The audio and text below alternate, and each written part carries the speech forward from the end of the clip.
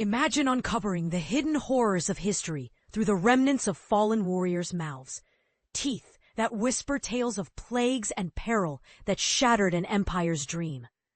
It's a chilling revelation that forces us to rethink one of the most epic blunders in military lore. But here's where it gets controversial. Were these diseases the true villains, or did human folly play a bigger role in the catastrophe? Let's dive into the story of Napoleon Bonaparte's ill-fated Russian campaign, breaking it down step by step so even newcomers to history can grasp the full drama. Back in the sweltering summer of 1812, the iconic French general Napoleon Bonaparte commanded a colossal army, numbering around 500,000 soldiers, as they marched eastward to invade Russia.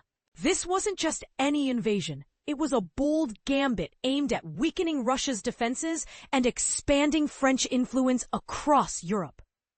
The Russian forces, however, didn't stand and fight head-on.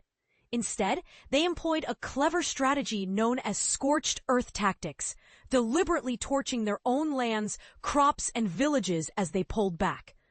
Picturing farmers setting fire to fields of wheat and livestock to ensure the advancing invaders found nothing but ash and emptiness. This left Napoleon's troops scrambling in a barren wasteland, deprived of essential supplies like food and shelter that they had counted on seizing from the locals. As the French army pressed on, they eventually reached and occupied Moscow. But what they found was a ghost town turned battlefield of ruins.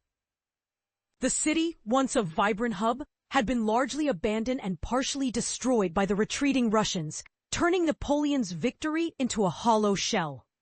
By the time autumn rolled in, it became clear that staying put was suicidal.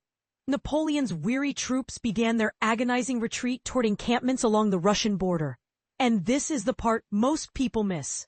The real killer wasn't Russian bullets or bayonets, but a deadly cocktail of diseases, biting cold, crippling starvation, and sheer exhaustion.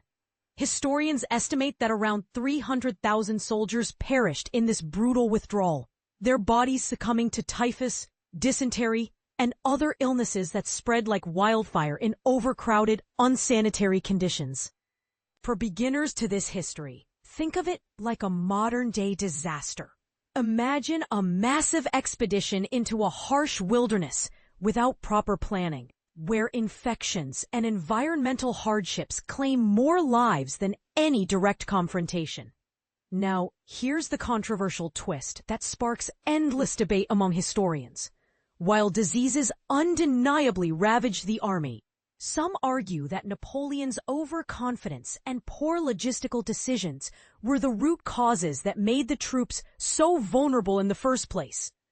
Was it hubris that led him to underestimate the Russian winter and the scorched earth strategy, turning what could have been a swift strike into a prolonged nightmare? Or was the epidemic an unavoidable scourge, amplified by the era's limited medical knowledge?